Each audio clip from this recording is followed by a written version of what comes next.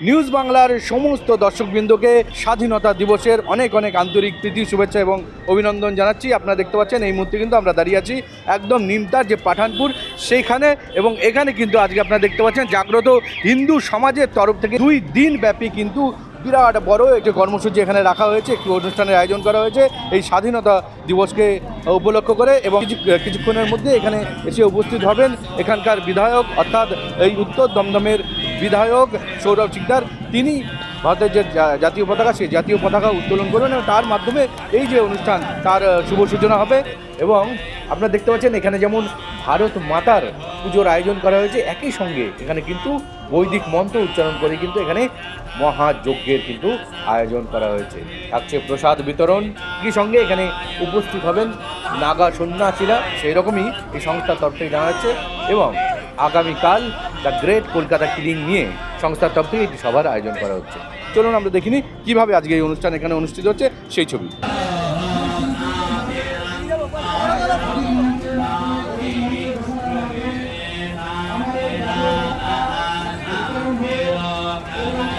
মোবাইলটা বের করে নেই, কি বলবেন?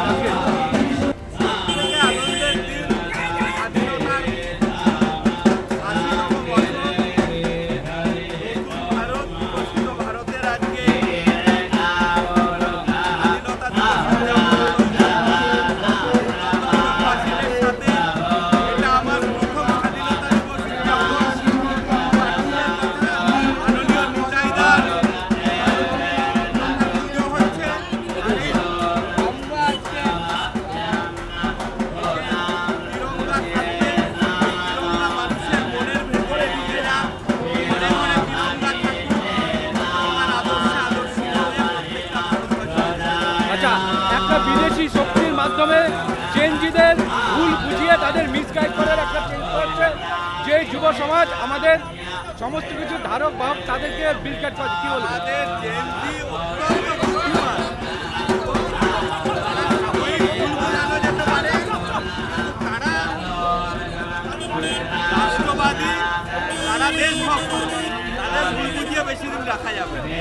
কি আপনার পৌরাঞ্চলের সমস্ত অধিবাসীদের কি শুভেচ্ছা দেবেন আপনি?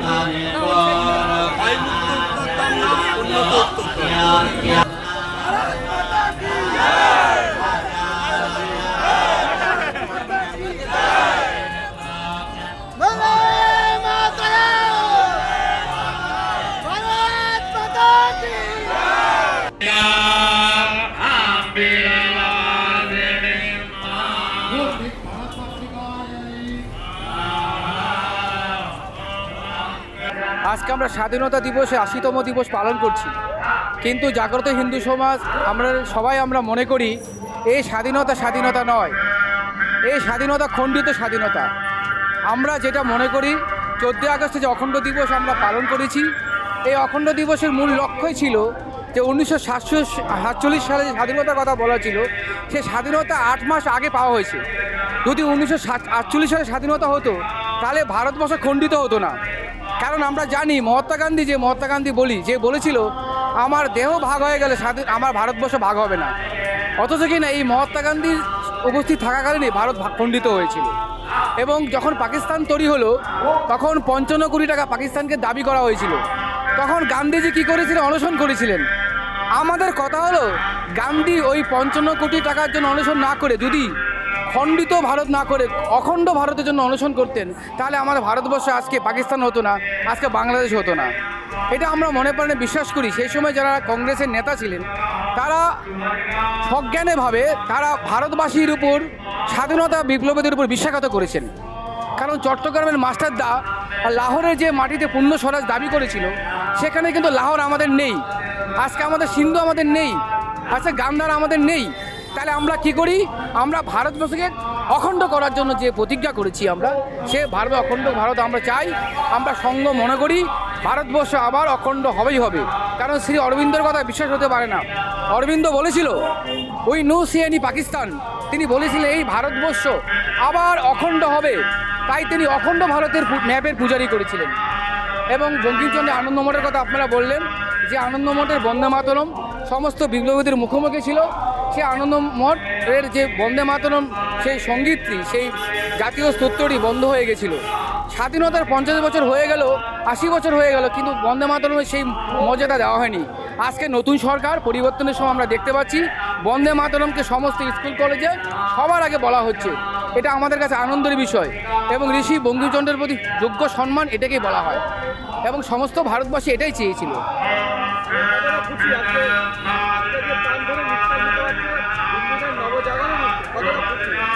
আজকে আমরা এই লড়াই 50 বছরের লড়াই নয়, এই লড়াই দীর্ঘ 1200 বছরের লড়াই।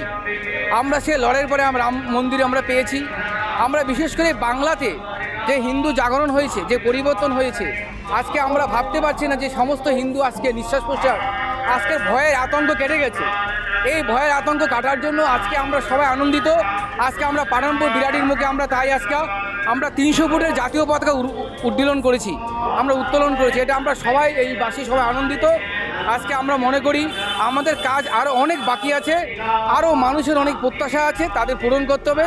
আমাদের ধর্ম সংস্কৃতিকে সুরক্ষিত করতে হবে, আমাদের মন্দির মঠগুলো সুরক্ষিত করতে হবে, তাহলে আমাদের আনন্দ আরও পরিপূর্ণ হবে।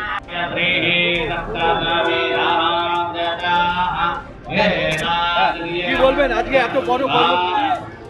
জাগ্রত হিন্দু সমাজের পক্ষ থেকে আজকের এই সুন্দর কার্যক্রম করার উদ্দেশ্য মানুষকে জানানো নতুন সরকার এসছে, তার সঙ্গে নতুনভাবে সুন্দর স্বাধীনতা যে আনন্দ, সেই আনন্দ সবাই উপভোগ করুক। কি বলবেন আজকে এই সরকার আসার সঙ্গে সঙ্গে হিন্দুদের মধ্যে নতুনভাবে জাগ্রত একটা হয়েছে এবং নতুনভাবে সবাই উজ্জীবিত হয়েছে, কি বলবেন যুব সমাজও? এবারের যে স্বাধীনতা দিবস পালন হচ্ছে নতুন সরকারের সময়, হিন্দুরা একত্রিতভাবে এই সরকারকে এনেছে এবং জাতীয়তাবাদী মুসলিম, খ্রিস্টান, বৌদ্ধ, জৈন, পার্সি, শিখ সবাই যাতে শান্তিতে ভারতবর্ষে বসবাস করতে পারে। শুধু জিহাদিদের স্থান নেই, ভারত বিরোধীদের স্থান নেই, এখানে সেকুলারদের স্থান নেই। যারা ভারতকে ভালোবাসবে তাদেরই উদ্দেশ্যে আজকের এই সুন্দর বার্তা। শুনুন, আজকে একটা কথা বলি, আমরা ভারত মাতার স্বাধীনতা দিবস উপলক্ষে ভারত মাতার পুজো করছি এই জন্যই। ভারতবর্ষে ভারত মাতা হচ্ছে ইন্সপিরেশন, আমাদের ইন্সপিরেশন মানে প্যাট্রিয়টিজমের ইন্সপিরেশন জায়গায়। সেই জন্য আমরা ভারত মাতার পুজো আজকে করি, যাতে সমস্ত ভারতবাসী একটা জাতীয় দৌড় উদ্বুদ্ধ হয়, ন্যাশনাল ফিলিং ঐক্যবদ্ধ হয়। যেভাবে আমাদের বিদেশি শক্তি আবার নতুন করে আমাদের দেশে জাগ্রত হয়েছে, তার প্রতিবাদে আমাদের ভারতীয় সমাজকে ঐক্যবদ্ধ করবার জন্য আজকে আমরা ভারত মাতার পুজোর মাধ্যম দিয়ে সমস্ত সমাজকে আমরা একত্রিত করছি এবং সেই স্বাধীনতা দেশ পালন করছি। আপনারা জানেন এই স্বাধীনতা দিবস আমরা খণ্ডিত ভারতের স্বাধীনতা দিবস পালন করছি। আমাদের বক্তব্য, অখণ্ডিত ভারতবর্ষে আরেকবার স্বাধীন হয়েছিল, যেটা 21শে অক্টোবর 1943 সালে সিঙ্গাপুরে। আজকে সেখানে প্রাইম মিনিস্টার ডিক্লেয়ার হয়েছিল আমাদের Netaji Subhas Chandra Bose, war minister declare হয়েছিল। আজকে এটা আমরা খণ্ডিত ভারতবর্ষের জাতীয়তা দিবস পালন করছি। সুতরাং এই খণ্ডিত ভারতবর্ষকে অক্ষুণ্ণ রাখতে, সমস্ত জাতীয়তাবাদী মানুষকে ঐক্যবদ্ধ করতে আমরা ভারত মাতার পুজোর মাধ্যম দিয়ে সবাইকে জাগ্রত করার চেষ্টা করছি। নতুন করে ভারতকে খণ্ডন করার জন্য বিভিন্ন রূপে, বিভিন্নভাবে জেনজি, নানান রকম শাহিনবাগ, নানান রকম কিষাণ আন্দোলন, নানান রকম রূপ দিয়ে আমাদের ভারতবর্ষে আবার নতুন করে আগ্রাসনের সৃষ্টি হচ্ছে। বিদেশি ফান্ড ঢুকছে, আপনারা জানেন 56,000 কোটি টাকা ঢুকেছে বিদেশি ফান্ড। আমরা তার বিরুদ্ধে আমরা ঐক্যবদ্ধ হচ্ছি। সেই জন্যই বলছি আজকে ভারত মাতা আমাদের ইন্সপিরেশন, প্যাট্রিয়টিজমের ইন্সপিরেশন। আজকে সেই জন্য আমরা ভারত মাতার পুজো করছি, মানুষকে জাগ্রত করার জন্য।